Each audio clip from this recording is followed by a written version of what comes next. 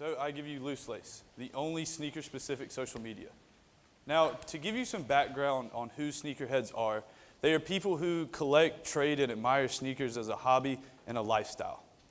In 2016, the sneaker industry generated $17.5 billion. And just 3 years later, in 2019, the estimated market is already at $55 billion. And by 2025, Forbes expects the market to reach almost $100 billion. And this is not even to mention the resale aftermarket, worth millions on its own. So I've been collecting sneakers for almost 10 years now, and I've seen a lot of change come to the culture. Back in the 90s, when Michael Jordan was playing, people were camping out and flipping through magazines and catalogs in order to figure out where they needed to be on release day. In the 2000s, people were still camping out, but they relied more heavily on raffle systems and websites in order to secure their pair. Now, in the most recent decade, we have seen the rise of overregulated bidding markets, generic social media not designed for sneaker culture, and brand-specific apps that are just specific to the company. So how the culture exists today is across an overabundance of platforms. Say I wanted to buy this pair right here, the Air Jordan 1 Bread.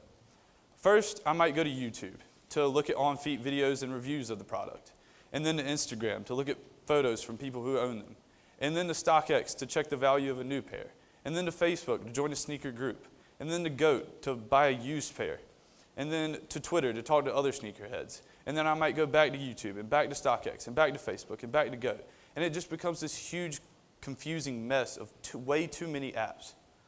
So the problem is that the platforms that exist today are either strictly marketplaces or they are social platforms not designed to accommodate the habits and customs of sneaker culture. So my solution is to design a platform that optimizes both of these aspects. And I will do this through a few basic elements. The personal profile, which is solely based off the user's shoe collection. The sneaker calendar, which allows users to track what they wear throughout the years and see how their collection grows and changes.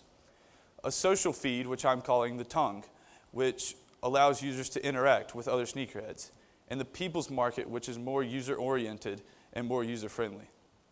With $1,000, I can begin trademarking my designs and begin the software engineering needed to develop my platform. So I give you Loose Lace, what ties us together.